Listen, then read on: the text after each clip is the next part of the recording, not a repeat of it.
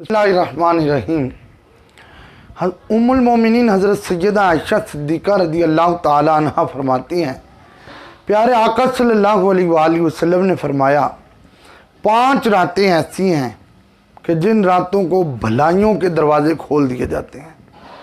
फरमाया वो 5 रातों में एक रात शब बरात है, एक रात शब कदर है, एक ईद उल फितर की रात है, एक ईद उल अज़हा की रात है और एक अरफा की रात है।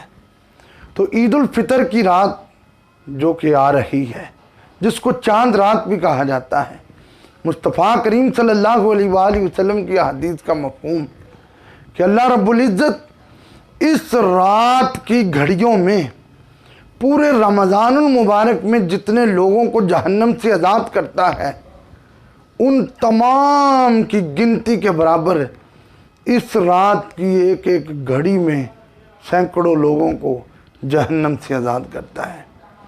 शैतान को खोल दिया जाता है तो शैतान फिर लोगों को बरगलाता है। वो जो रमज़ान मुबारक में कमाया होता है, शैतान का उस पर हमला होता है।